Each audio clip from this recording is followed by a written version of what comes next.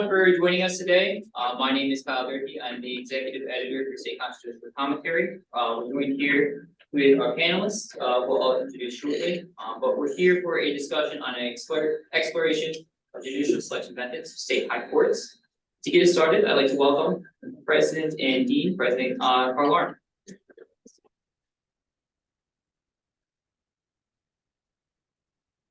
Hi everyone, so I get to have the pleasure of welcoming you to the law school. So first of all, welcome to Albany Law School. We're so thrilled to have you here and to be hosting this discussion. As I was thinking about it today, I was thinking about the intersection of Albany Law Review and Oldfather, and how these are absolutely two gems of who we are. And so to have the two coming together is really, it's a wonderful moment. It's also, as you can see, giving rise to what's going to be a really interesting and important panel that's engaging with, to my mind, one of the most important questions really before us, because as we struggle with, thinking about the present and future of our democracy, the role of the judiciary is incredibly important, and it's often very obscure to us how how folks are selected and how that process works. And so really engaging this head on, thinking about the process, thinking about the implications of the process is the perfect thing to be thinking about at this particular moment in time. So I want to say congratulations to the Law Review for sponsoring this, and thank you very much to all of our panelists for being here. And I hope that this is a wonderful and engaging discussion. And again, welcome to Albany Law School for a fantastic discussion, and I look forward to it.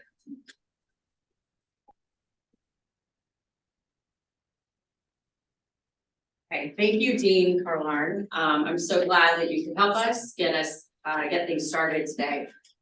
Good afternoon. My name is Marie Therese Whitty, and I'm a 3L here at the Albany Law School, and I'm editor-in-chief of Albany Law Review, Volume 87. I am delighted to welcome everyone, our distinguished panelists, our audience members, both here and on Zoom, our fabulous moderator, and other committee members who are also here who have helped bring this event to fruition. I'd like to welcome everyone here to our discussion today, an exploration of judicial selection methods of state high courts. A topic, while always germane, is one that has become increasingly critical given the current legal and political climate of our nation of 50 states. With compelling news stories about high courts in states like Wisconsin and New York, on how judges have ascended to these prominent positions, with the ethical behavior and independence of judges being examined in the court of popular opinion and in the media, and with recent Supreme Court cases directly impacting state constitutional laws, this panel is both timely and necessary. We are so lucky with our speakers today, who range from legal historians to judicial ethics specialists, as well as experts in the various selection methods that states employ when placing judges on their highest courts. With that, I would like to introduce you all to Kyle Durkee, a fellow 3L at Albany Law School and the executive editor for lead articles for State Constitutional Commentary, which is an annual specialty issue that has been published by Albany Law Review for over 20 years. In bringing this panel together, Kyle has tapped into a rich history of state constitutional panels that Albany Law Review has produced, unseen during COVID, but resurrected here today.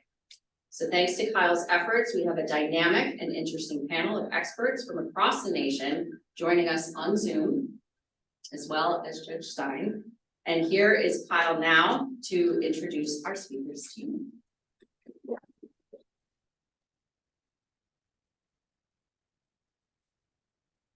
All right, thank you, Marie Therese. And I want to first thank the members of Albany Law Review and the GLC for helping put together this panel today. But I also want to thank all of you for attending our discussion on a very important issue, examining judicial selection methods of state Supreme Courts and really what's going on with that. And to conduct that discussion, we have a wonderful association of panelists assembled here today. First and foremost is John Kowal, who's the Vice President of Program Initiatives at the Brennan Center. He's responsible for guiding organizations' justice and liberty and national security programs. His areas of expertise include constitutional reform and judicial independence. Not only is the Brennan Center first and foremost in this field, but John Kowal has dedicated decades to the study of judicial selection methods, He has put together 2 articles, Report on Judicial Selection Methods for the 21st Century, and a Brennan Center 2018 proposal for choosing state judges, a plan for reform. We've put both of these articles in the chat if you'd like to review them. Additionally, we have Professor Chad Oldfather joining us from Marquette University Law School from the great state of Wisconsin. He teaches courses in constitutional law, state constitutional law, constitutional theory, judging, and the judicial process. Professor Oldfather's primary area of scholarly interest is judging the judicial process, and he regularly speaks to judges, lawyers, and other scholars about his work. He's currently working on a book tentatively entitled Judges, Judging, and Judgment, the Importance of Judicial Character in a Polarized World, which should be released soon. We also have with us Professor Noah Rosenblum from New York University Law School. Professor Rosenblum is an assistant professor at the New York University School of Law, where he works on administrative law, constitutional law, and legal history. He's currently pursuing several projects on the place of the president in the administrative state. He received his JD from Yale Law School, where he was a legal history fellow and an articles essay editor for the Yale Law Journal. He has a PhD in history from Columbia University. His studies were supported by the Jacob Javits Fellowship. After graduation, he served as a law clerk to Judge Jenny Rivera of the New York Court of Appeals and Judge Guido Calabrese of the United States Court of Appeals for the Second Circuit.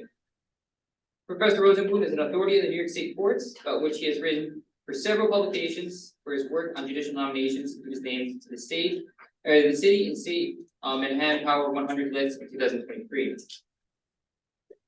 Lastly, we also have David Sacker, who's the director for Center for Judicial Ethics from National Center for State Courts. The National Center for State Courts for Judicial Ethics is a national clearinghouse for information about judicial ethics and discipline.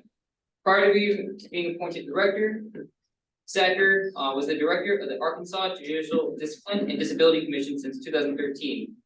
Sacker's legal career includes work as prosecutor, litigator, and special circuit court judge. He also served as an adjunct law professor at the William Bowen School of Law at the University of Arkansas at Little Rock. He's a frequent presenter on judicial ethics and an active member of the National and International Judicial Ethics community. We've also provided a link to the National Center for State Courts judicial selection page, which is an interactive page to help users determine what state chooses for their judicial selection method. And then lastly but not least, we are joined by our very own Judge Leslie Stein. Judge Leslie Stein is a graduate of this law school. She then pursued private practice for 14 years, and then she served as Albany City Court Judge. She was then elected to the State Supreme Court in 2001 before being appointed as an appellate justice on the 3rd Appellate Division in 2008. She then pursued an illustrious career before she was nominated and then confirmed to serve on the New York Court of Appeals in 2015. She then came back to the law school and joined as the GLC as the director in 2001, where she currently serves today. We are glad to have her as our moderator to lead off this discussion. Before I give it all off to Judge Stein, I'd like to address the audience. If you have a question, feel free to come up and grab an index card. I'll disperse them, and then toward the end of our conversation, I'll collect them, and we'll read some of them out to our panelists for a Q&A session. But with that, I'd like to pass it on to Judge Stein to lead off a panel discussion. Thank you all. Thank you, Kyle and Marie-Therese, for your very hard work in putting this excellent program together, and to Dean Carlarn for her welcoming remarks. I have had the great pleasure and of getting to know just a little bit our panelists today, and I think that you are in for a very informative and interesting conversation. It will be retrospective as well as forward-looking, and I think to have that whole perspective is very important, because we've all heard the phrase that those who ignore history are bound to repeat it. So, for better or worse, right? And from a personal standpoint, having been a participant in several methods of judicial selection as the selectee,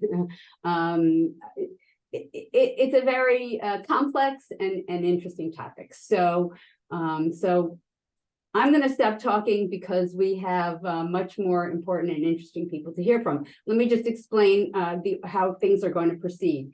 I'm going to ask each of our panelists to speak for a few minutes on their perspective on this topic, starting with John Kowal, who will set the table for our conversation, I think, has done some interesting work in this area.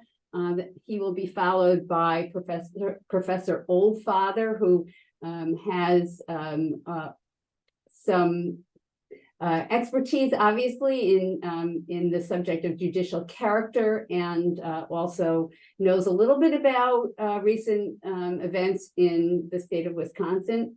After Professor Oldfather, I will call upon Professor Rosenblum, who is also a historian and with a keen familiarity with the process in New York State. And again, last but not least, David Sacker, who will weave the subject, I think, of judicial ethics into the conversation. After each of them speak to you for a few minutes, I will ask them some questions, and we'll leave some time at the very end for questions from the participants. So with that, I'll turn it over to Mr. Kowal. Thank you, Leslie, and thank you to the Albany Law Review, excuse me, and to the Government Law Center for inviting me to join this timely discussion. It's a topic I love talking about. This is a panel on judicial selection methods in the states and the state Supreme Courts. And as we'll find, states employ a number of different methods. And but whatever the method, the selection process for state Supreme Courts has become sharply more politicized in the last 30 years. In states that choose Supreme Court justices in competitive elections, special interests have learned that it pays to pour millions of dollars to mold a friendly judiciary at the ballot box rather than settle for a court system that is fair and impartial. In states where judges are appointed, there's also similar pressure to make highly partisan, ends-oriented appointments. Another big problem is retribution for controversial judicial decisions, either at the ballot box or when a judge seeks reappointment. In polls, judges have admitted that the fear of losing their job can affect the way they think about a case, and there's certainly been disturbing social science research to show that that criminal sentences are harsher in the year a judge is up for election. So that's another important issue I don't want to lose sight of. It's a situation that has seemed ripe for reform for a very long time. And going back to 2000, there was a summit of 17 chief justices that issued an urgent call to action to do something about a problem that has only gotten worse. A few states experimented with public financing, but this little boomlet kind of came to an end, and there was never much traction on reform, mostly because the go-to solution for reformers was merit selection, and merit selection, as I'll explain, has lost its popular appeal. The last time a state adopted merit selection was 1994. Since then, a number of other campaigns have fallen flat. At the same time, merit selection systems have not been immune from the pressures that other systems face as well. Special interests have zeroed in on retention elections as a form to punish and intimidate judges, and politicians have tried to weaken the independence that was a linchpin of what made it merit selection. The demise of merit selection has been a cause for concern, but it's also an opportunity. It actually fits a historical pattern, and that if you look at the history of judicial selection, it's a history of cycles. And for some reason, every 100 years or so, we've had to come up with a new way of selecting judges that draws on past practices, but feels new as a way to meet emerging challenges. So at the time of the founding of the United States, all 13 states chose judges through a system of appointment, but it was viewed as a step up from the corrupt system under King George, where in the Declaration of Independence they said he made judges were dependent on the king's will alone. But by the early 19th century, as new states entered the Union and there was a greater push for popular democracy, reformers argued that appointed judiciaries were too tied to the whims of politicians and that judgeships were patronage. And so there was a big push to elect judges. And the elections of judges, it was considered reform. It was widely successful in its time. By 1909, 38 states selected their judges this way. But elections brought a new set of problems. And then in the progressive era, as when there was a new wave of democratic reform, reformers argued that elected judges were too often tainted by cronyism, and they were too influenced by party bosses to be truly independent. So this is going back now to the 1913, a new idea emerged to better insulate judges from political pressure. Reformers proposed a system that became known as merit selection, and it's a system intended to focus more on individual merit than on partisan political considerations. And the way the merit selection system works is that an independent panel screens and vets applicants, and then proposes a limited slate to the governor. And but it's an appointment system that retains some democratic check in that they vary from state to state, but it was meant to have a retention election. So periodically a judge still goes before the voters, but not against another opponent, just shall this judge be kept in office or not. Today, each one of these systems created in 3 different waves of reform still exist in this country. Some systems, so in 22 states, high court judges are elected in contested elections. In some states they're nonpartisan, but in eight states it's with full party affiliation. 16 states have the merit selection system I described, where the judge is appointed by the governor and later faces the voters in a retention election. There are 10 states where the judges are appointed to the Supreme Court without retention elections, but for fixed terms, which means that periodically they have to be reappointed and face some of the pressures that elected judges face in terms of accountability for decisions. In 2 states, they retained a method from the colonial period where the legislature appoints judges. I would say that none of these systems really addresses the problems we face today. Merit selection was a good system, but that it just has not resonated with people. And I argue in a paper that Kyle mentioned earlier that we should follow this cyclical pattern and think about, well, what would be the 21st century's, version or answer to this question. So if judicial elections fixed a pressing problem in the 19th century about not trusting elites to make decisions, if merit selection fixed the problem or was meant to fix the problem of party bosses, what would be a system to address today's concerns, especially about the role of organized special interests? I look forward to discussing that over the course of this hour.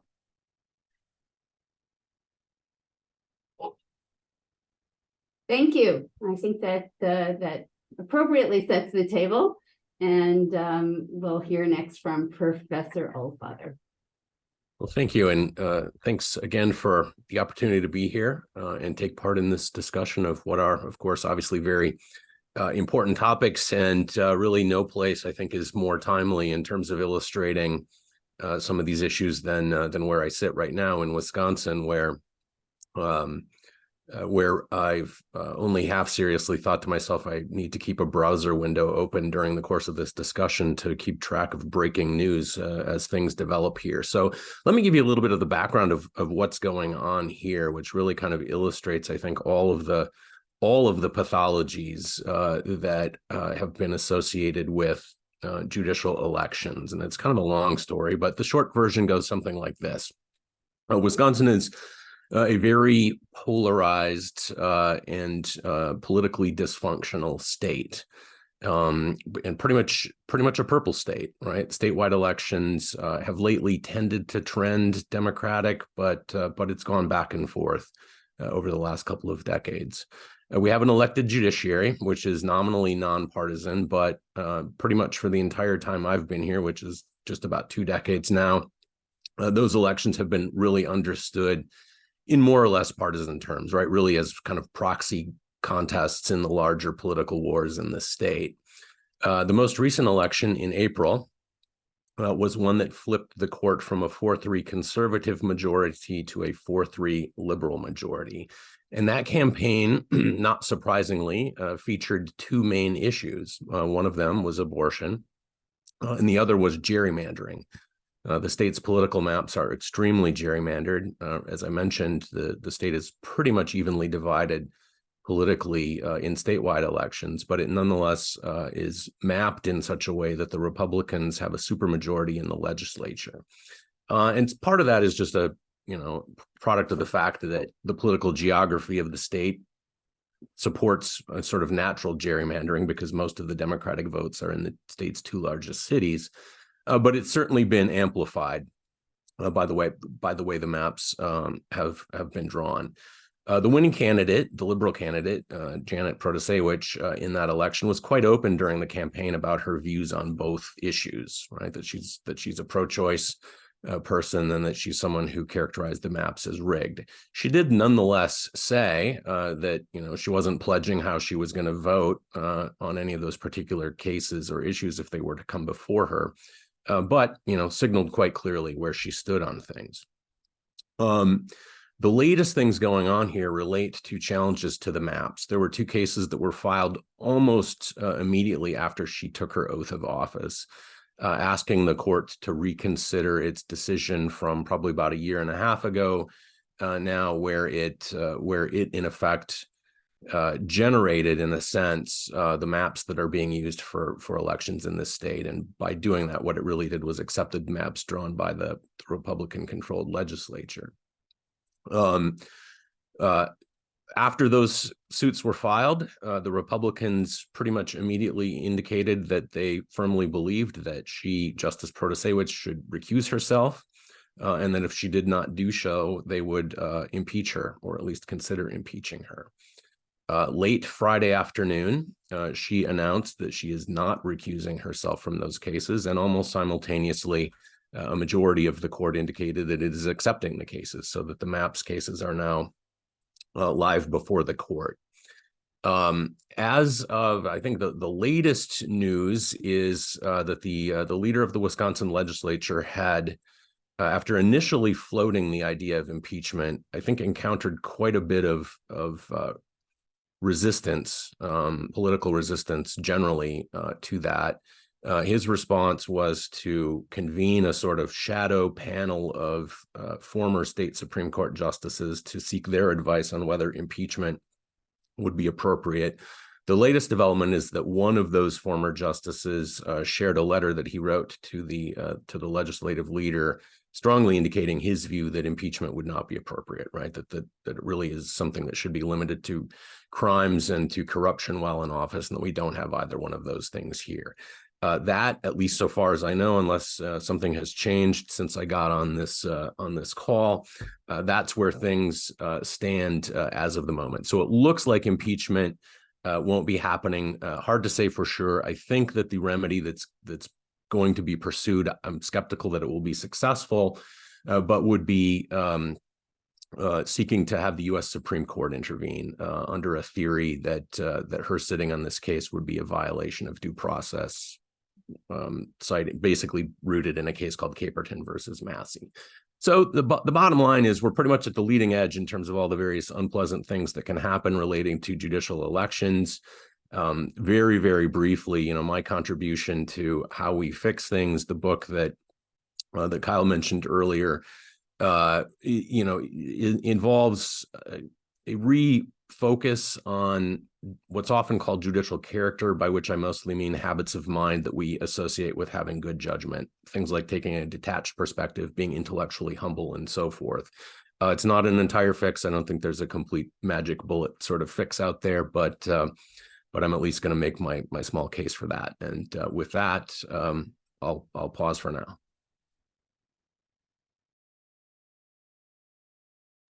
Thank you. That certainly fascinating dynamics going on right before our very eyes. So next, Professor Rosenblum, I think will give us some insight into New York's system of judicial selection. So thank you so much. Well, after John and Chad, I feel like I have very little to add of interest because John's analysis of the history struck me as exactly right. And in comparison to what we're seeing in Wisconsin, the New York courts are just a model of boring probity and stability. And that's despite having had what I think is widely regarded to be the most contentious selection for the New York Court of Appeals in recent memory, in which I did play some role that we can talk about.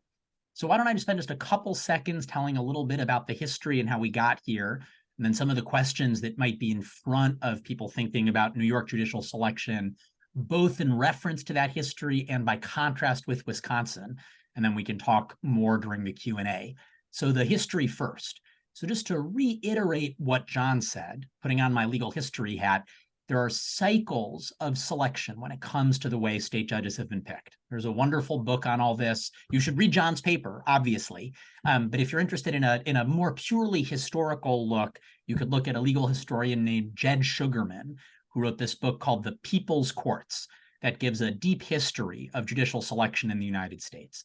And it tracks that waffling back and forth. Now, New York State was traditionally considered a state with a deep commitment to elections.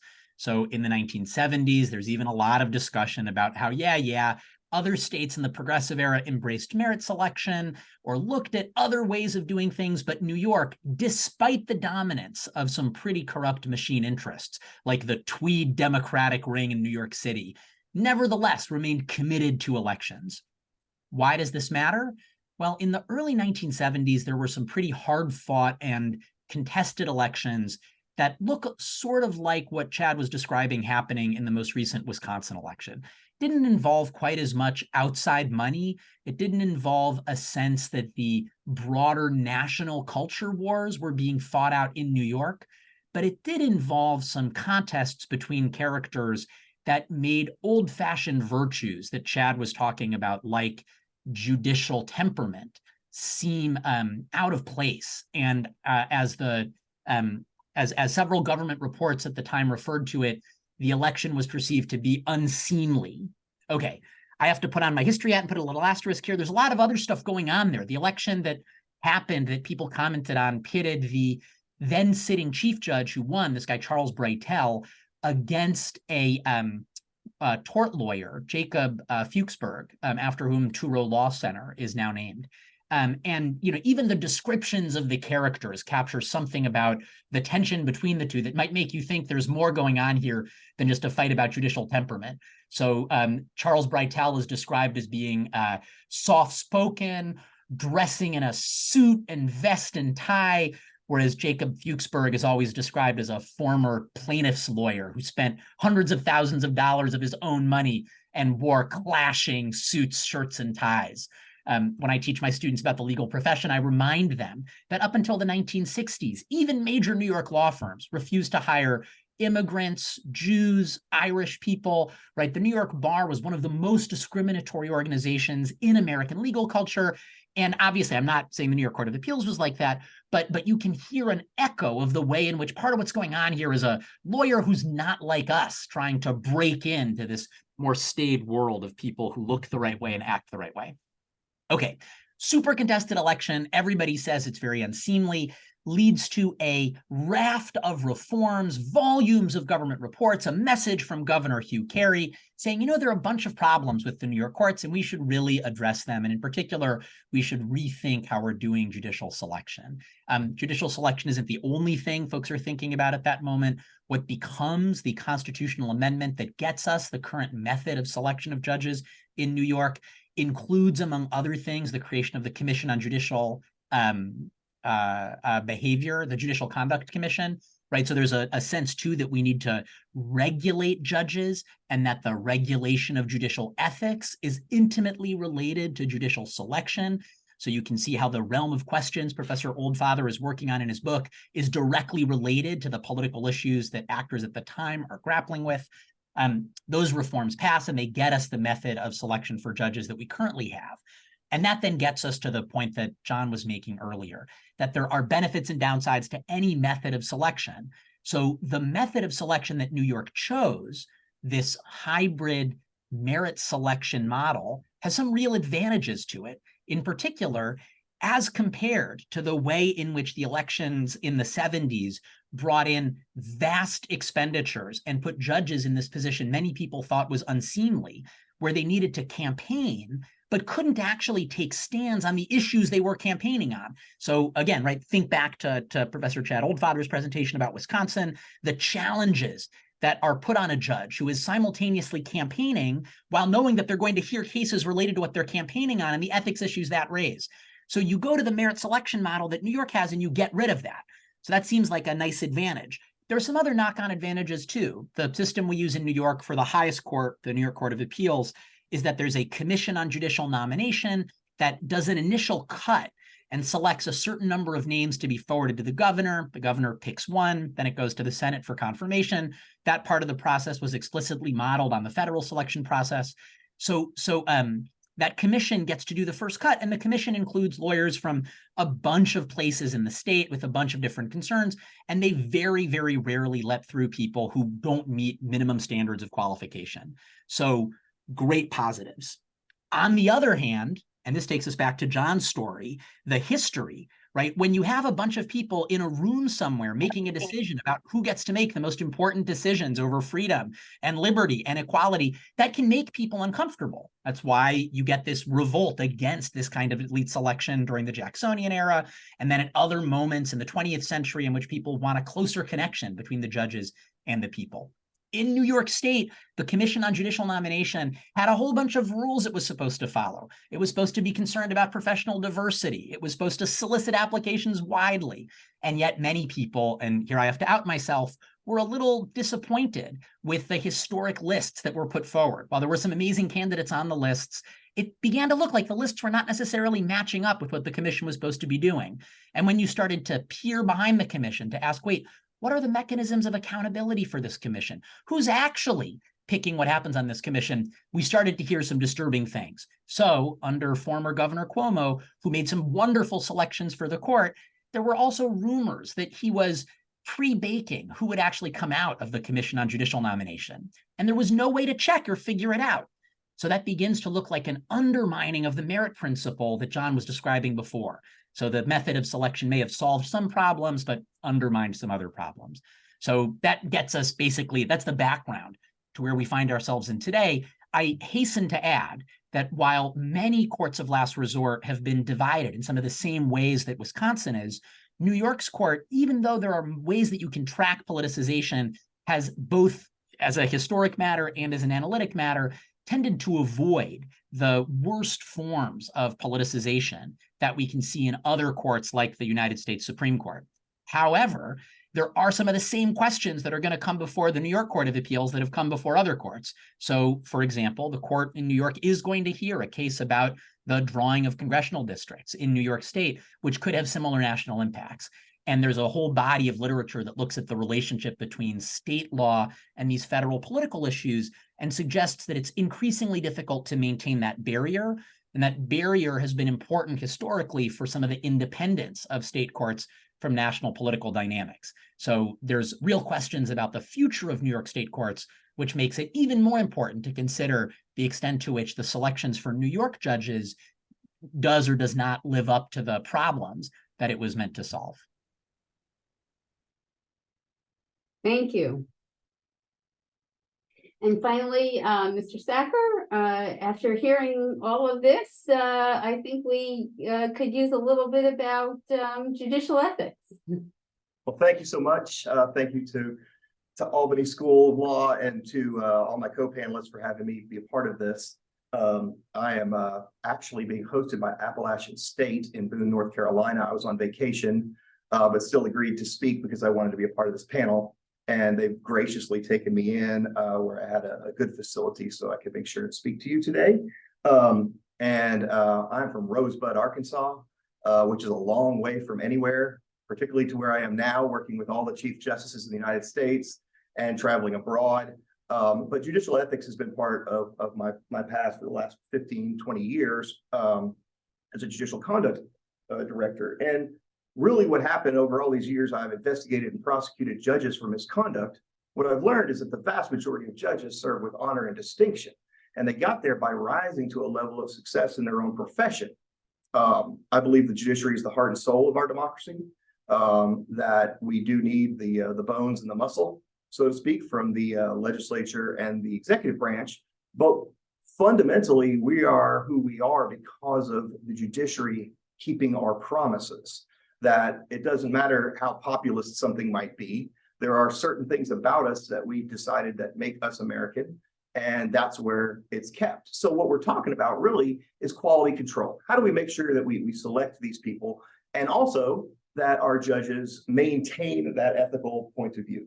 One thing to remember too is that, we do hear a lot about the Supreme Court and federal courts, but 98.5% of all cases in America are filed in state court. It's not even close.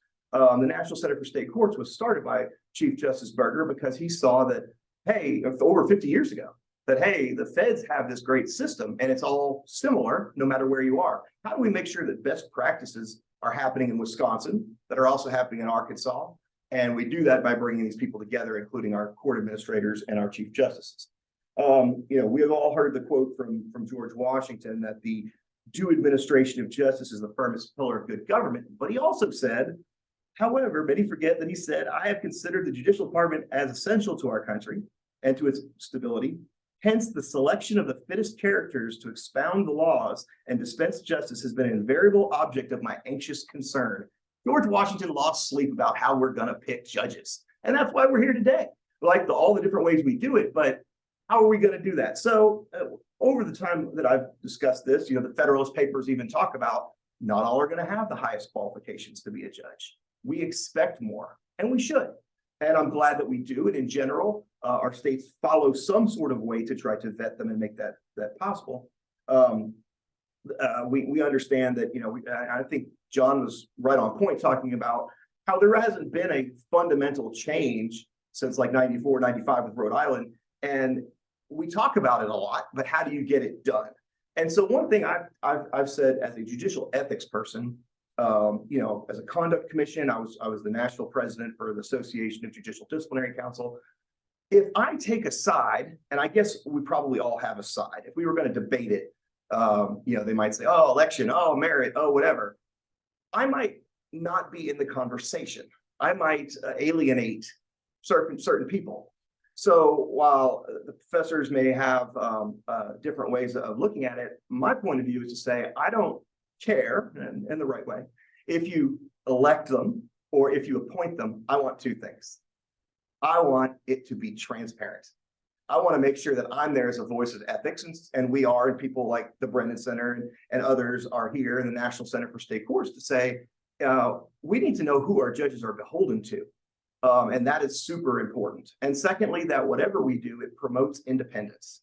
And all the comments so far have mentioned that to a certain extent, that we can't have judges that have a 1-year election term. It's going to turn into a populist situation. It's one of the reasons why, and here I'm going to show my hand a little, I don't particularly like retention elections, because then all of a sudden it's populist. It's 50% plus one. So if that person gets appointed, and then 4 years later, they were sitting on the gay marriage case in the South, for instance, where gay marriage was not as popular. Guess what? They don't have anyone to run against. They're just running against the fact that people don't like their last opinion. So those are things that we look at. But I think, as we continue, when I'm called upon to talk about things like, how do we promote judicial independence and how do we create confidence, I'll follow up on my two-pronged argument there of transparency and independence. But I think those are the most important things from an ethics point of view, because that also insulates judges. It gets us better people. And then also it insulates our judges from the ethical issues that they all face. And let me promise you that over 15 years, I had some really big cases involving judges who were removed from the bench, big scandals, things like that. I am more confident in our judiciary than I was 15 years ago. I have met fantastic, brave people who make decisions that don't benefit them at all. They suppress evidence against a terrible criminal because it's the right thing to do. They make decisions even in political arenas that are not easy to do. So I am more confident in them, but they do face constant ethical challenges. They just do. You've got friends, you've got whoever helped you get to where you are. they don't care about your judicial ethics the same way you do as the judge. So I hope that we're able to contribute that way. And it's certainly something that, that has kind of driven my career and what we're doing now at the National Center. So again, I'm very thankful to be here and happy to be a part of this panel. Thank you. And now we'll try to unpack some of this a little bit. My first question was going to be, why is the process of selecting high court judges important? But I think maybe George Washington answered that question already. So unless anybody has anything to add to that, which you're welcome to do, I'll move on a little bit. And I want to talk a little bit about values. The Brennan Center has posited that the following values are important in determining how to select high court judges, and they were judicial independence, accountability, public confidence, diversity, and quality. And to that, I might add transparency, although all of these sort of interact. And what I would ask first, if anyone disagrees with that list, and however we define it, maybe we can go a little further into that. If you do, why do you? And also, are there any other values that should be added to that list? I'd add just one more value, which is democratic legitimacy. And the challenge, of course, is how to do that in a way where it doesn't mean that every ruling is subject to like a popular override. And I think, David is right that the populist element can become, a constraint or like a threat to judges. At the same time, there needs to be, it's an element of public confidence, but it needs to feel like the judiciary is operating in a constitutional way that they're, and so I just put that out there because I do think, people go to elections as a way of having democratic legitimacy, but there's other ways, but it's really important. And I think it goes to like the how you select judges, which David got into a little bit, like even in an appointment system. And I'll jump in with maybe this is an addition, maybe it's just kind of a filling out some of what's already on the list, but I referenced talking about in the book intellectual humility as I think an important value. And to sort of underscore that, one of the things that troubles me that one sees, I think, increasingly these days, and it's possible my perspective is skewed by being where I am, but is that there are judges and justices who seem much more often nowadays than in the past to insist that there is a single correct methodology for deciding legal issues, and that if another judge or justice does not follow that methodology, they're acting illegitimately.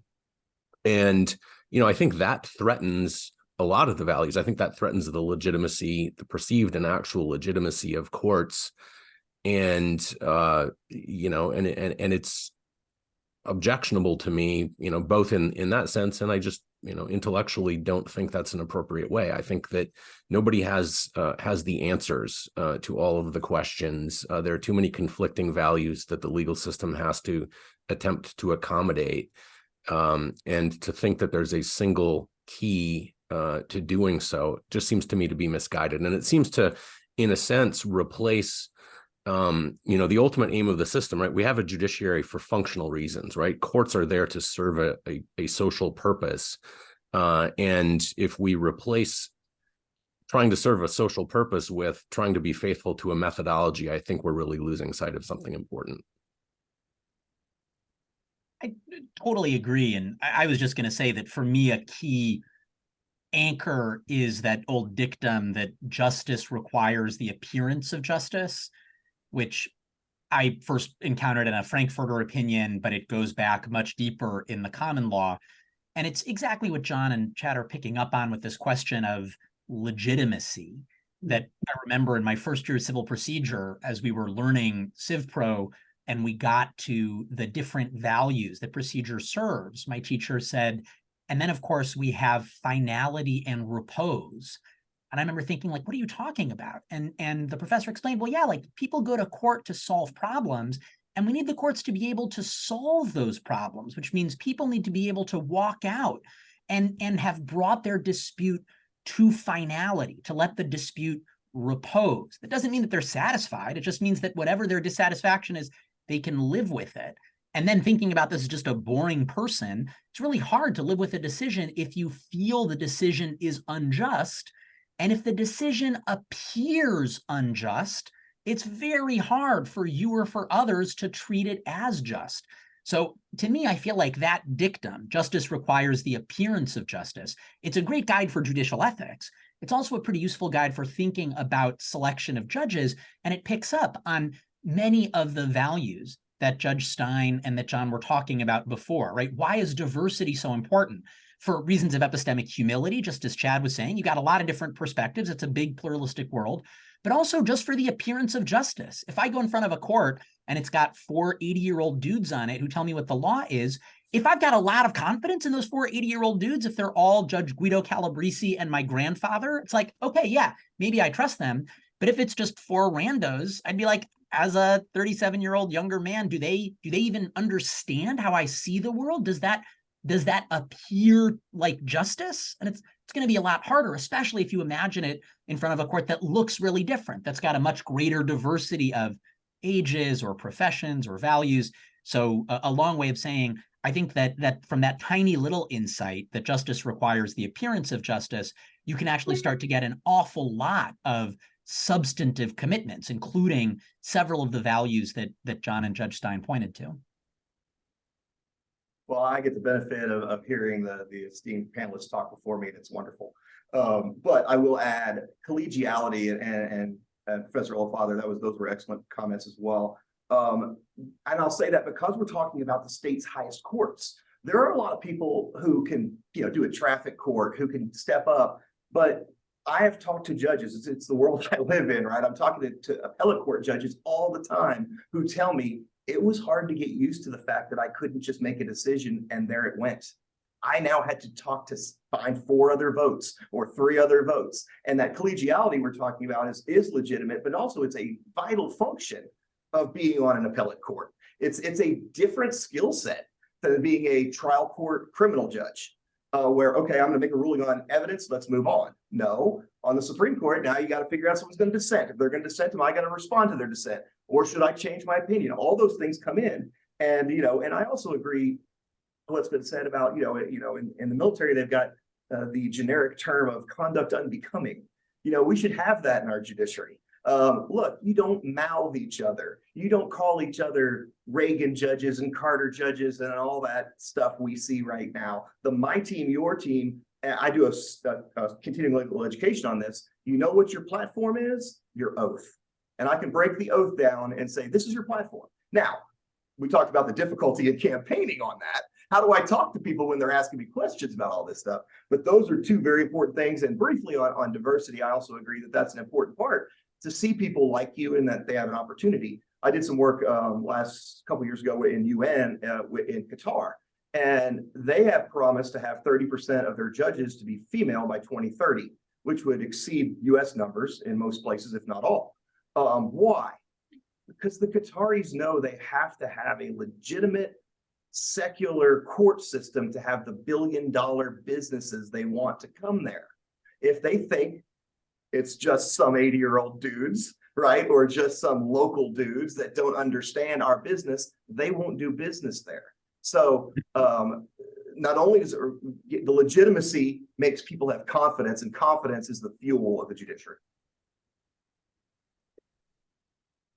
So it strikes me that we probably, I'm assuming that when we talk about intellectual humility and collegiality, that all sort of goes in the bucket of quality, the quality of the judges, right? And there probably are an infinite number of things that we might identify as what we want to see in a judge. Certainly, being ethical, I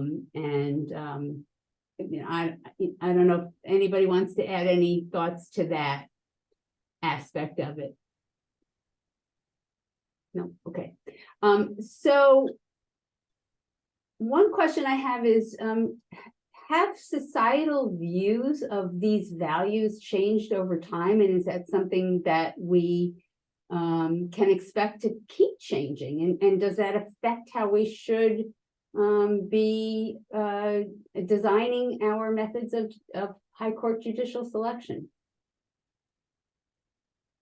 I'm happy to take a first crack at this, just as an allegedly card-carrying historian, and say that absolutely attitudes about this have changed in ways that I find totally fascinating.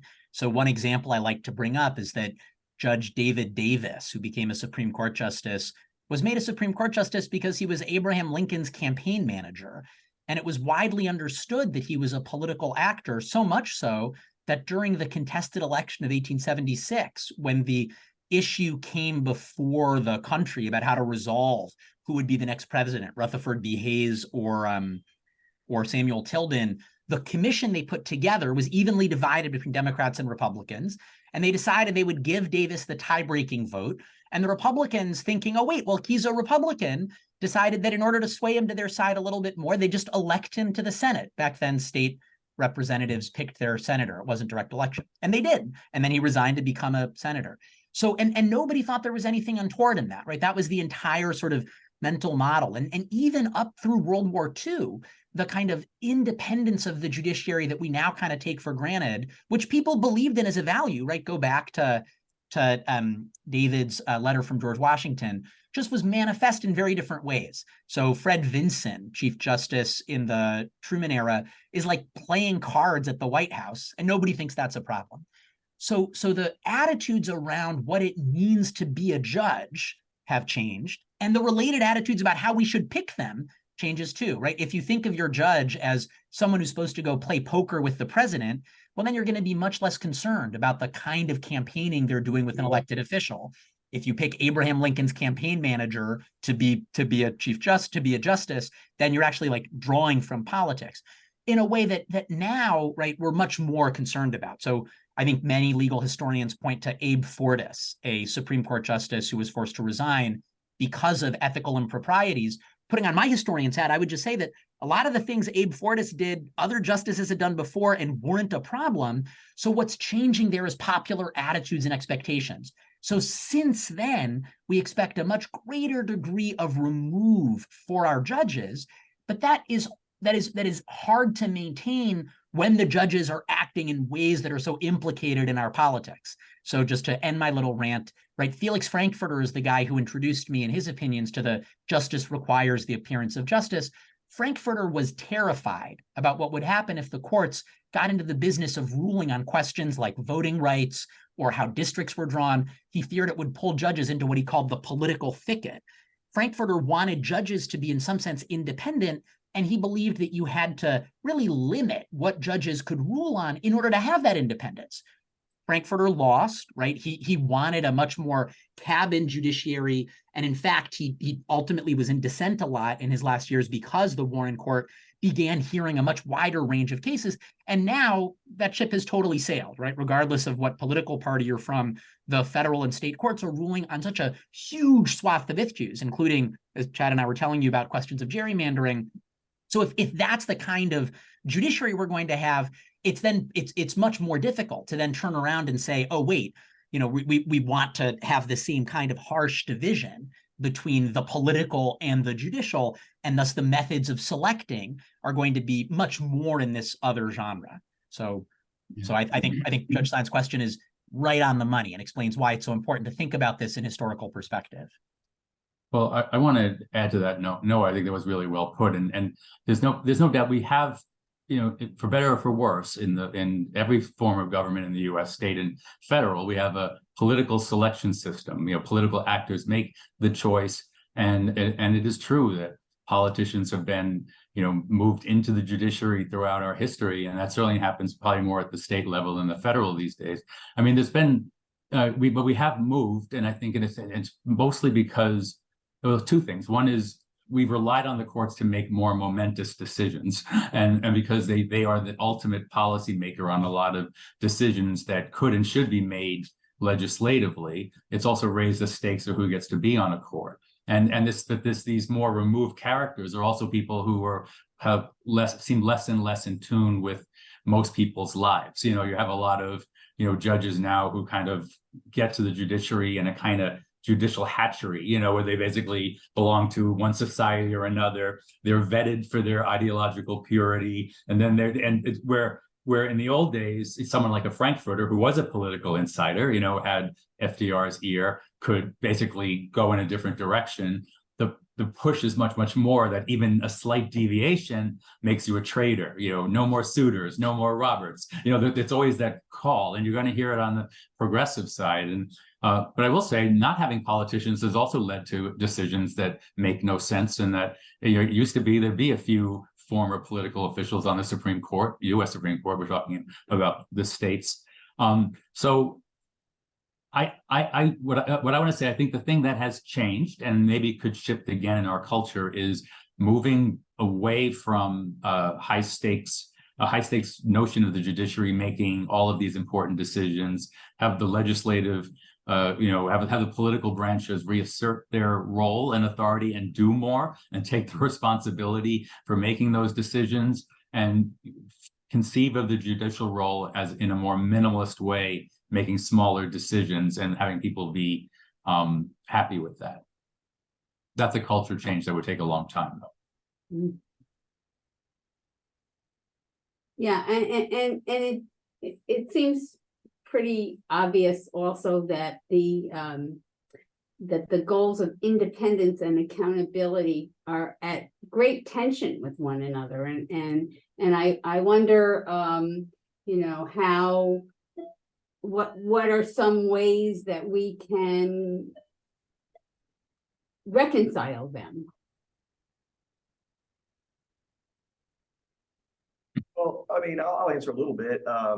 Independence is the judge's freedom from influence and control other than those provided by the law, right? So we want judges not to be in the code of judicial conduct is, standard to a certain extent. Almost every state, it says something similar. The judges should be free from public clamor, and they shouldn't be going like, "Oh my, this is going to make such a big difference. I'm gonna, have a hard time on this one." No, that's what they're there for, as has already been said. When talking about finality and having an ultimate decision, that's exactly what they're there for. What is it? Well, it's very Marcus Aurelius basic Stoic logic. I need something to tell me what is it, and we get lost in the forest sometimes. But that's what we need from our judges. And so independence, if we were sitting around the table, of course, first of all, I would love to have this panel choosing judges, because I think we would come up with some really good folks. That would be great. I promise you the political powers that be are never going to turn that over to us, but nevertheless, right? So we can go, we'll look at this all in good time and come up with folks. But when I was asked in Arkansas, they were considering a reform. John maybe remembers it, when Arkansas was considering changing, to some sort of merit selection, at least for appellate. I said, if it was up to me and I had to pick something, I would have done a 14-year one-time term, right? Well vetted, whether it was a big committee that included the bar and the local Senate and and it goes to the governor, and the governor can choose one of those three. But if you really want them to be independent, you let people see how they were selected. You have, something like that. And then you give them the freedom to say, now I'm on the bench in good behavior. We always say lifetime term. That's not what the Constitution says. It says in good behavior, which is where my career was started, making sure that there was good behavior by those judges. And that's what we did. And I think that was something that kind of was driving that type of independence and the transparency that comes with it. We just did some focus groups. We do a lot of them. And the results aren't coming out yet. I think they come out in November, but I'll give you a little preview. When people were asked about judicial elections, and I think John for sure would agree with me, they're very troubling. There's a lot of trouble with judicial elections. But one of the things they said was, we want more information. We want to know, and we want like a bio, a current picture. People will put pictures on from when they were in high school, apparently. And then also we want to know, maybe in 150 words or less, some independent, here's what their career was, or here's who they are.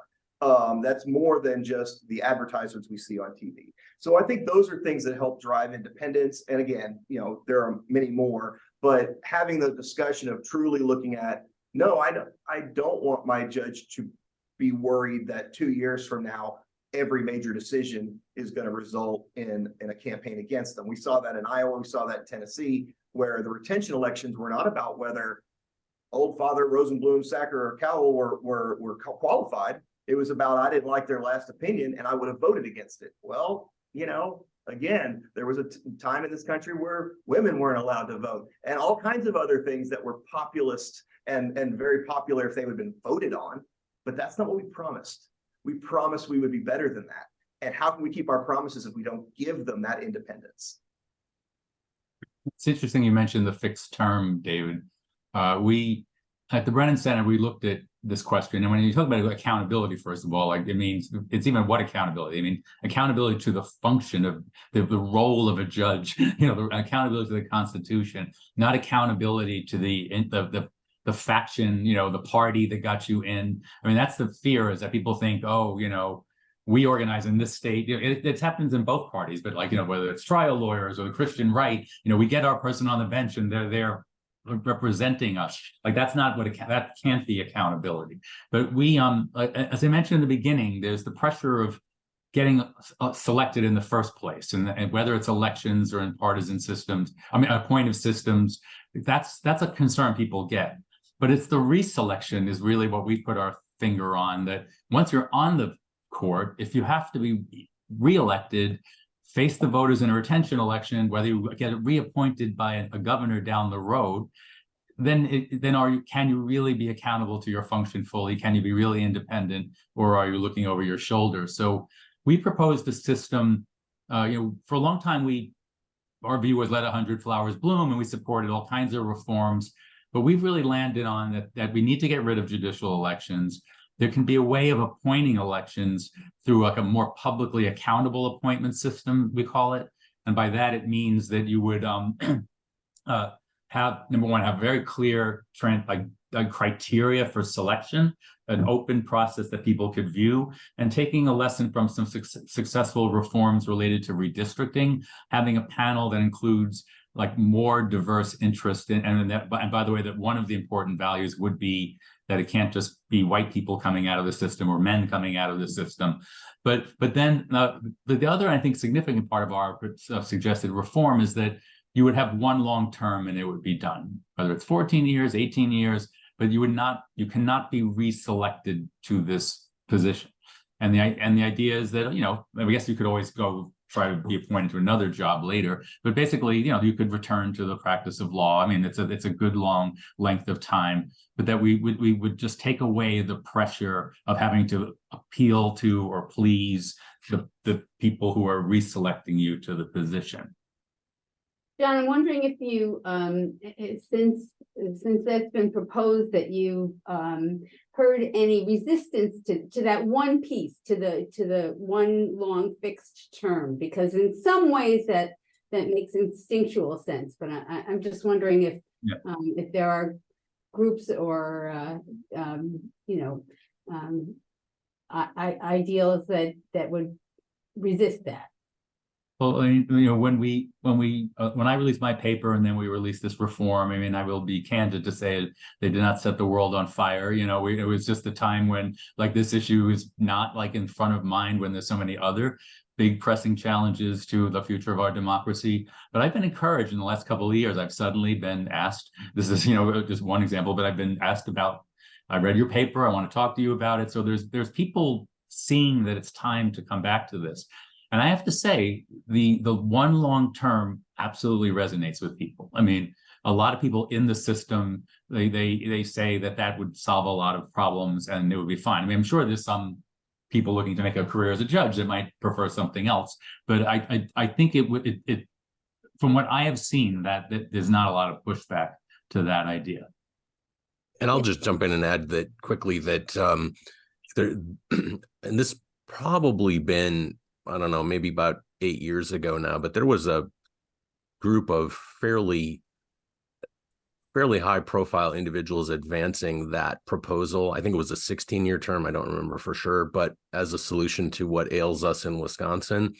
And it got some traction, I think, within the bar, Part of the problem is it's so difficult to amend our state constitution that, I think it just ran into problems of inertia. I wouldn't be surprised to see that reemerging here after the latest turn things have taken.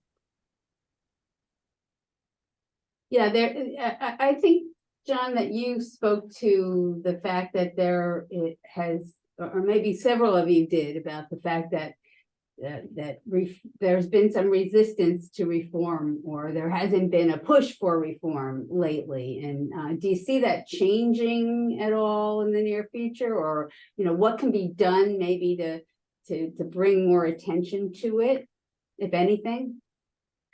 I mean, the way I've looked at history, usually it takes scandal or some public concern to raise the salience of reform.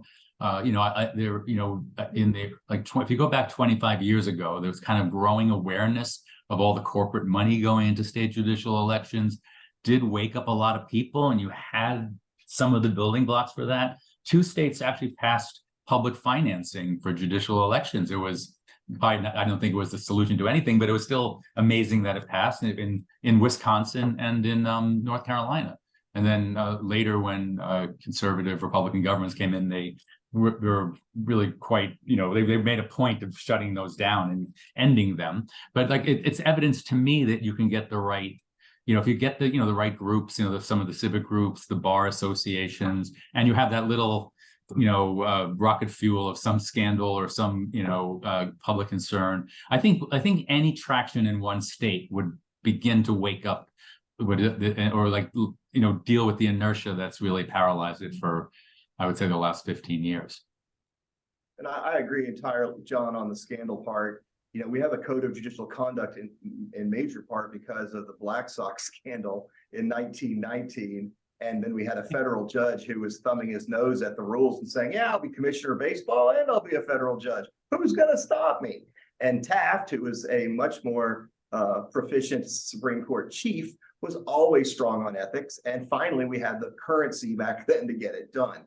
So again, SCOTUS has a lot of issues right now going on, and then the press is continually reporting on that. Maybe those are things that are going to get people's attention, and they're going to start reading these articles and looking at how else could we do this. And the professors and people like John are going to have some ideas. I will throw one thing out there. First of all, I chose 14 years because they got double retirement years counting. So that's a 28-year full retirement. So you can retire, you can go be a professor, you can do all kinds of things. And then secondly, there's some good articles out there. Philip Oliver, who was a professor of mine, I think he wrote 2 similar articles, one at Ohio State and one at Arkansas at Little Rock, on that the average Supreme Court term was 17 years, and maybe we should do an 18-year term for the United States Supreme Court, because that would mean every 2 years if you staggered them. So no one's hanging on, breathing oxygen and trying not to die until the green candidate gets in there, because guess what? I got elected, I get 2. If I get elected again, I get 2 more. It's clockwork, and it takes a little bit of the politics out of it. Now, I'm being a little bit of a Pollyanna, thinking we've got the currency to change the United States Constitution, but it's not a bad idea. And one of my professors, when he proposed that, I was like, that's a pretty interesting thing if you're studying this. So we support that too at the Brennan Center. So let's see, what else can we talk about? Well, actually, I think we're nearing the end of this portion of the program. So before we turn it to the audience to ask their questions, why don't I end mine there, except to give each of you a minute to wrap up or respond to anything else that you heard. John, do you want to start? Yeah, so look, I really enjoyed this conversation, and I look forward to hearing from members of the audience, and I'm sorry we can't all be there in person. I would just go back to something I said at the beginning, that this is an important democracy issue that for a variety of reasons has kind of moved to the background, and there's been not as much public awareness of these challenges, although I have worked on this issue for 25 years. I was involved in philanthropy, supporting groups that worked on it, seen a lot of public opinion research, focus groups, et cetera. And people do care about this if they're like informed about what the problem is, and they do believe deeply in the values of a fair and impartial judiciary. And so I think this is a sleeper issue that could take off.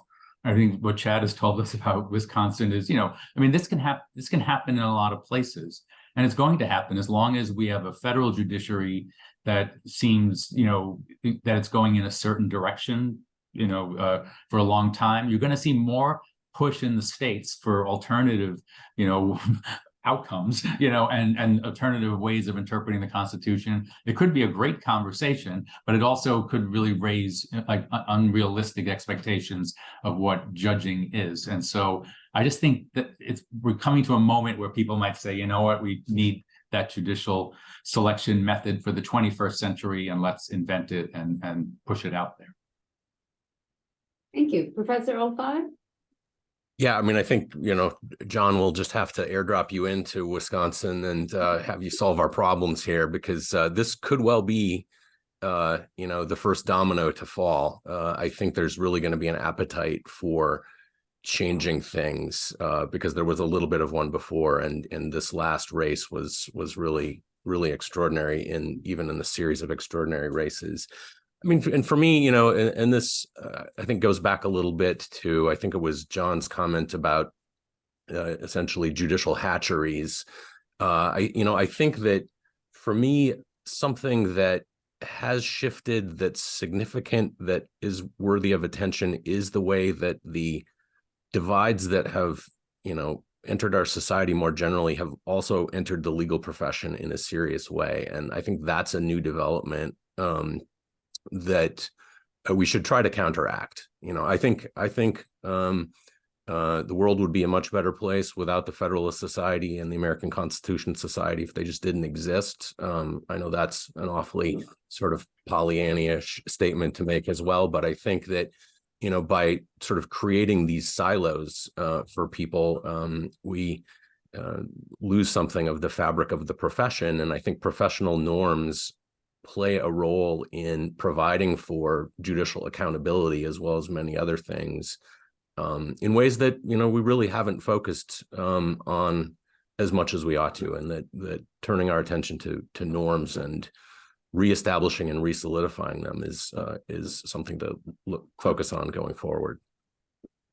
Thank you. Professor Rosenblum? I totally agree with Chad and John, but I'm going to sound just a slightly different note, which is that there's no question that when reform happens, there will be powerful forces arrayed against it, trying to stop it. And they will accuse people pushing for reform of trying to destroy the independence of the judiciary, of disrespecting the norms of collegiality, and of politicizing a process that is apolitical. And we know they're going to say that because that is what they have always said whenever these reforms have been pushed. And so what I encourage, especially, to the students in the audience, but also just thinking more broadly, is that I think for some of the reasons that Chad and John have identified, these questions are not going away. And absolutely, it will be better when we are able to do the reforms and reinscribe these norms and strengthen our institutions. But the process is already political. The breakdown has already happened. The forces are already arrayed. And so I encourage you to, gird your loins and remain clear-sighted, because as John suggested, the road to reform is going to be a generational project. And it's going to be ugly because, as a historical matter, reform has never followed a sanitized version that you might imagine, especially where what is genuinely at stake are questions of power and freedom and equality. So eventually, the judiciary remains the heart and soul of our democracy, but it's going to be a challenging fight to preserve that heart and soul. And I suspect, speaking for myself, that people are going to allege that you are not trying to preserve it, even if that's what you're ultimately trying to do. Thank you. And to wrap it up, Mr. Sacker. This is great. This is like a rebuttal close as a prosecutor. I get to go last. I agree. And I just want to piggyback on one thing. It is incumbent upon the bar to be involved. The bar, and one of my favorite, I know I'm an ethics geek, but one of my favorite works is Ethics and Service by Taft, where he addressed Yale and he spoke about and if you read it, you will think he's talking about today, that the bench and the bar are at this. And so I think it's really important that students, that law professionals, professors, and the bar all work for the rule of law. International examples tell us right now that the canary in the mine that we see in society going down is whether there's an ethical judiciary and whether that judiciary can be bought off. And we see that in places like Poland and Israel, some of the issues that they've had, they're fighting against. And that canary, if it's going to survive, we're going to know, or we're never going to trust those judiciaries again. And having just come back from Mongolia, I will end with this. The strength of a wall is neither greater nor less than the courage of the men who defend it. And that is Genghis Khan, and that is who we're supposed to be. Yeah. We are supposed to be the men and women who defend it. And that's what I will be, and that's what my career has become. And no matter you in the audience, whatever you do, if you're a probate lawyer doing wills, fight for the rule of law, fight for fairness. Don't fight for my team versus your team. Let's demand it from each other, and also criticize each other when we're hypocritical about it, and make us think about it, because it is who we are. Otherwise, it's just the fickle mob. A very apt conclusion, and I just want to say before we go to the audience questions that I think one of the hallmarks of a good discussion is that it is thought-provoking, and I think this one has been both illuminating and thought-provoking. So I do thank you all. All right, do we have any questions? Yes, we do. Thank all the panelists for that robust discussion about this topic. We're glad to now open it up to the audience. How this is going to work is we'll alternate between questions we have from the in-person audience to the Zoom audience. And when the audience has written on their note cards, please pass them forward. So we'll try and get your questions. But we're first going to pass it on to one of our audience members who would like to ask her question. So, Thank you very much. First of all, I came a little late. I apologize. I was at a meeting with Judge Stein, actually. She had to leave early and I had to stay. But first, thank you. Very enjoyable what I have heard of this discussion. To ask you, has anyone read, I was Alabama's top judge and I'm ashamed of what I had to do to get there. This is an article, well, have you read it? I don't see any. I commend it to you. It appeared in Politico in 2015, and it is the chief judge in Alabama talks about how her treasurer would set aside an afternoon every week where she had to call the people who appeared in her court and shake them down, really, for money. And forget how much it was, but it was a huge amount that she and her opponent raised in this manner. And she felt like she had to take a shower immediately after this. In New York, we judges don't have to do that, but it's only slightly removed because our treasurers are doing that for us in a sense. And we do end up knowing many times who contributed because we see them in our fundraisers. So it's only a step removed, but to the extent that we can take money out of the process, I think we are all much better served, and there will be a greater sense of validity of the judiciary. And by the way, I love that Genghis Khan, I jotted it down. Perfect. So thank you. That's more of a statement than a question, and I apologize for that, but public financing is maybe something we ought to reconsider.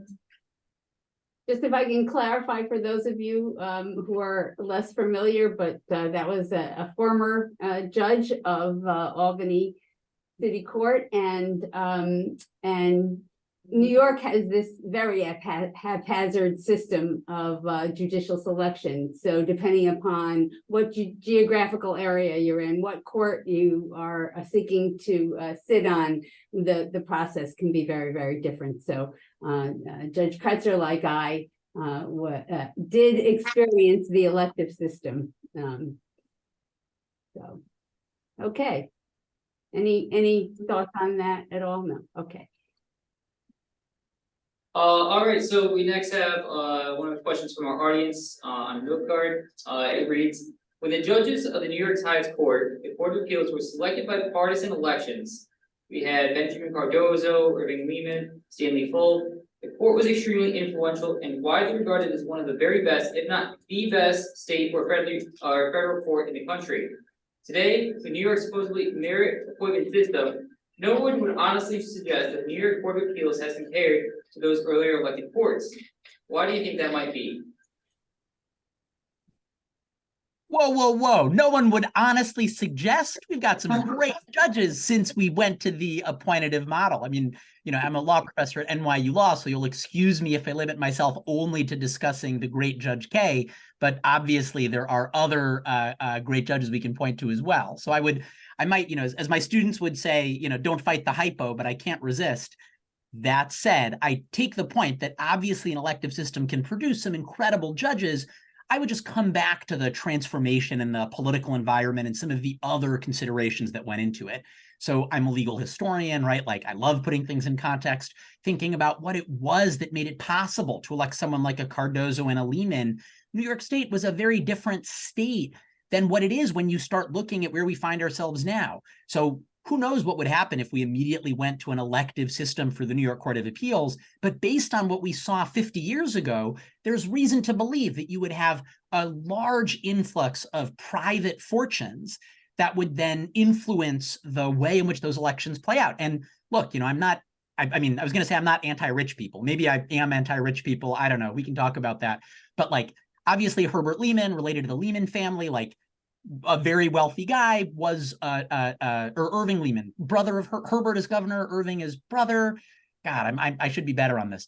Lehman's, right, like vast fortunes, but they can also be good judges, great politicians. It's not that wealth is inherently disqualifying. And Judge Fuchsberg was he was a significant judge. There were some ethics issues, but he wrote some important opinions. So it's not that it's not that it's roundly disqualifying all around. It's that the concerns that were raised in that election are the concerns that motivated the reform, and there's reason to believe they might return. So the sum up would be different time then, different concerns now, and while perhaps we might disagree about whether Judge K and Judge Cardozo should be listed in the same sentence, I will go to the mat saying that they should, and that suggests that the appointative model can provide a way for even judges as illustrious as some of the great olds like Cardozo who get through on elections to get through today. And I'll just jump in quickly to add, I think Wisconsin proves the point that, continuing with elections does not mean continuing with a highly regarded court. And just an anecdote on that, I think it was 2019, I was at a conference, and I don't remember the organization that put it on, but the audience was state court judges and justices from across the country. And I cannot tell you the number of times during the breaks at that conference that I would have these judges come up to me and ask some version of what happened to your state Supreme Court. We used to look up to that court. It used to be a very well-regarded court. And, now I think it is true that most of the people you would want to have running for justice would not want to do it because of what you have to go through. And I think that the political dynamics have changed in such a way as to really scare off those people, at least oftentimes. Elections maybe once worked and didn't. And I'll squeeze this in as well, because here's an interesting story about contrasting norms. Minnesota last year had, I think the last election cycle, 1/3 of its judiciary was up for re-election, and there was exactly one contested race in the entire state. The judge whose race was contested happens to be a friend of mine who is possibly the most qualified person to be a judge in the entire state, and was challenged by a recent law graduate who thought he'd run for judge because he hadn't found a job to his liking, and figured he might as well take a shot. He, of course, got 40% of the votes. I think that's partly a story about judicial elections, it's partly a story about different norms, where the legal profession in the state next door to us, maybe because they've peered over the border and decided that we're not the example to follow, is just following a different path. And it seems to still work there. It doesn't work here. I would just add, just very briefly, Judge Cardozo did not have to wage his campaigns on television.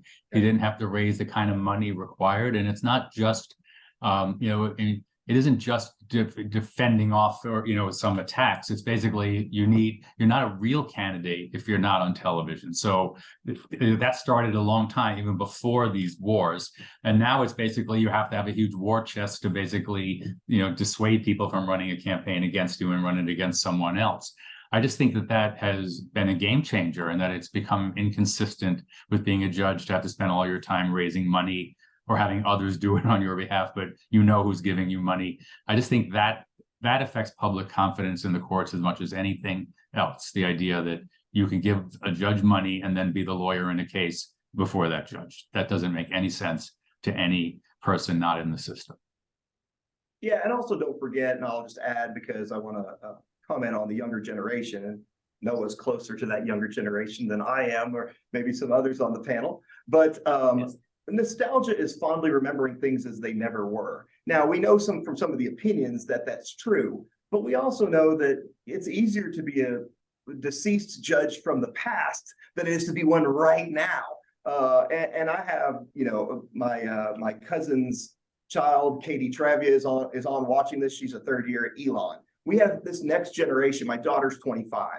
And I see this next generation, they're going to change the world. They care more about some things. My generation, when do I make partner and get my 7 series? That doesn't seem to be the paradigm anymore.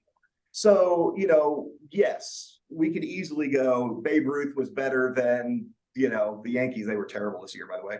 But, than the Yankees are today. But, when compared to their peers, we really need to also be careful of glorifying the past, and realizing that today we have a lot of really good public servants, and we hear about the bad ones. That was my job, right? So I know that, but I always wanted to make an effort to say, I know that most of the judges out there are doing the right thing and really trying hard. We just need more of them, and we need to make sure they're more independent. Thank you. Kyle, do we have time for another one, or are we? Yeah, we have one last question from the audience, and it reads, what does it mean for finality in the appearance of justice when parties recently request and are granted the ability to re-argue and overturn recent high court precedent that favored one political party after political composition of the high court swings the other way, specifically North Carolina, Wisconsin, and New York?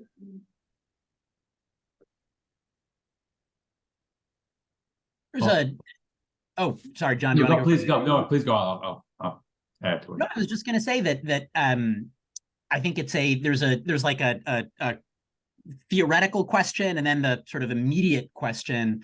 I don't think I'm well positioned to think about the immediate question, the relating to the particular cases that are pending. So I'll put that to the side and just say that on the theoretical matter, you're actually getting, I think, at the question at a deep, deep question, which is, what do we do with questions of precedent and change in light of the values of independence and judgment? Because I think we all acknowledge both that sometimes judges get it wrong, and it's really important for judges to be able to revisit their decisions, and that there's something a little unseemly in the idea that the way a court rules is entirely a product of the personnel on the court. And I don't think that we've got a profound set, or it's a profound puzzle, and the tools that we've elaborated in response are clearly inadequate. And for the most part, both as a theoretical and political matter, we kind of gesture at the problem and hope that it goes away. So putting on my legal history hat, right? Brown v. Board of Education is often pointed to as a proof text, as an example of a case where it was so important for the court to reverse itself and say, no, we got it wrong, and now we're changing it. And I think a lot of people today, this is right in line with what David was saying a second ago about how we have nostalgia for the past that never was. Now we sort of look and say, yeah, of course Brown was rightly decided, and it was totally right for the court to reverse the wrong-headed earlier decision. How could anyone think otherwise? And of course, if you look back to the history, you see how incredibly contested it was at the time. And the response to Brown by many people, particularly in the South of the United States, was what a partisan political decision without foundation, a product entirely of the change of the personnel on the court, done to advantage one group over another. This is indefensible. And it's only with the benefit of time that we've been able to look back and say, whoa, actually, the people who had that position, they're the ones who were wrong. And what looked at the time to some as an unprincipled political reversal was in fact a necessary step in the law. So I think the theoretical question that this question is getting at is really deep and hard to address, but at least for me, it's a reminder that the rhetoric around these can be incredibly heated, and why it's so important to be back in touch with what we think the genuine, correct motivating principles are. Well, I agree with Noah that there's no easy answer to this question. On the one hand, when a court does a 180 on an issue that it decided in the recent past because of a change in the population of the court, I mean, the court is going to seem less dispassionate and more political probably in many people's eyes. On the other hand, when we talk about accountability, part of accountability is that the courts don't always get it right. And in our system, we have to have ways to deal with that. One way to deal with it is, constitutional amendment or passing a new statute. If we're talking about state court issues, sometimes it is about, people saying we don't want judges who are so clueless and don't understand, for example, we were talking about judicial diversity, in 18 states, there's not one person of color on the court, and so maybe if there's a case involving, racial justice and people think, well, they're disappointed in that, maybe they would actually agitate politically to have, more diversity that reflects the state but that would be viewed as kind of a popular form of democratic legitimacy, right? I mean, people think that's good. So it's challenging, but I do want to say that there is this push and pull where we need to respect the finality of decisions, but judges are not, on Mount Olympus telling us, the only one truth that exists. Through the push and pull of politics, we can demand that the courts go in a different direction, and that sometimes manifests itself in a change of who's on the court, and it's going to feel different ways to different people. Some people are going to feel like it's a vindication of democracy. Some people are going to see it as political hackery, and there isn't a particularly easy answer to this. Judges should be very mindful of it, however, and how they not just veer in a completely different direction when they have the chance to maximize their own personal views. Yeah, I think I agree with all of that. And, the Wisconsin, again, illustrates how difficult these issues can be, because this question of maps was, in a way, the central issue in the election. And so, what do you do with that, right? What do you do with the fact that there's no way to amend the state constitution without the legislature signing off, without two consecutive legislatures signing off on a state constitutional amendment? The very problem of gerrymandering, prevents that from being a possibility.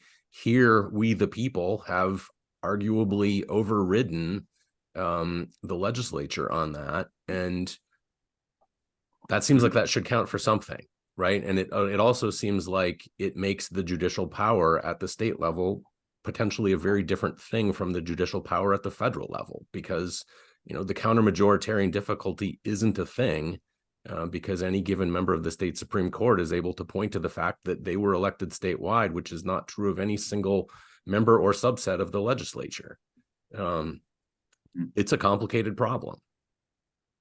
And I understand that the issue of seeing something get changed fundamentally because it looks like now the other side is in control is the issue. But finality is just that. It's not, you don't have to be very deep into criminal procedure to teach about retroactivity and realize, oh, that guy was convicted and got life in 1999. The other one was in 2000. It's not retroactive. Sorry, the guy that was 12 months early doesn't get benefit. We have rules, we have things, but we also do have the ability to revisit when it comes to fundamental things in the law. And that's not necessarily a knock at finality. And I'll end with a folksy quote from one of our football coaches down here after one of them got fired. He was the interim coach. And so he faces the media for the first time and they say, well, you know, how about this? How about that? But how does it feel to have the label of interim head coach? And he said, son, we're all interim. And isn't that the truth, right? You know, so we like to think it's all final, but every one of us can have a fun, the finality can take care of all of us. So yeah, that's going to be an issue of trust and confidence with the judiciary to make sure that we think they're changing because they're revisiting fundamental issues, not because of political powers and who they're beholden to. But it is a very good question and a very deep issue.